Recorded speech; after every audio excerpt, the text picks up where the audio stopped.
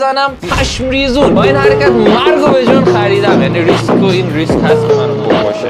میخوای انجام ندیم؟ انجام بدیم به عشق بچه‌ها. اگه ما مردیم حلالمون کنی. لایکو بزن. هر لایک مساویس با یک فاتحه. بریم آنباکسش کنیم. بریم. لذت بیشتر.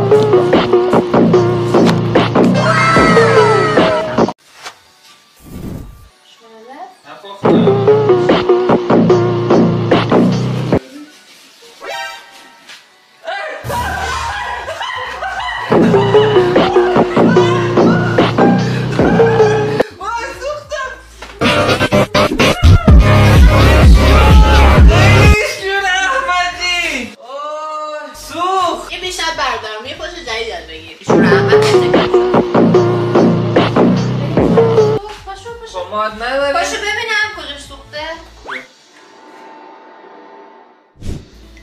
مشتبه لازمه یه عکس بگیریم. بیا. اصلا به هیچ عنوان. جدی میفرمایی؟ تو سره عکسشم کن بود. سوختی یا نه؟ من گوشتم قد شد.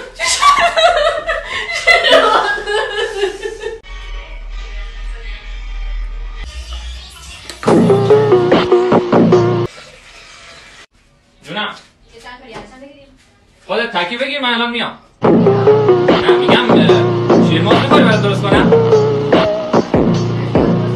باشه.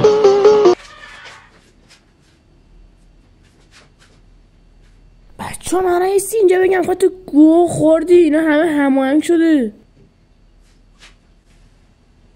منم دارم فیلم میگیرم واسه بچه ها شیرموز.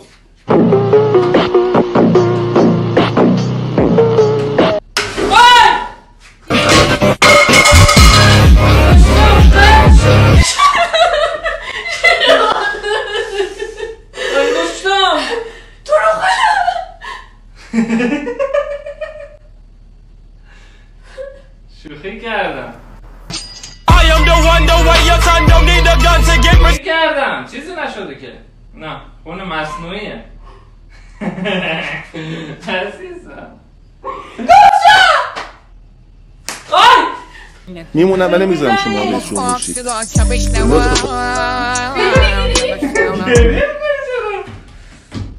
فیلم بگیر. نه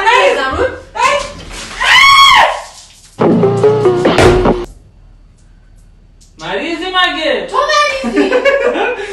تو واقعا گریه میکنه.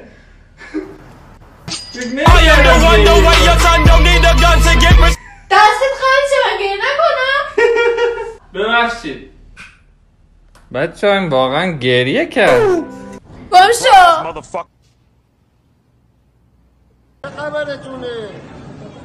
چه خبرتونه؟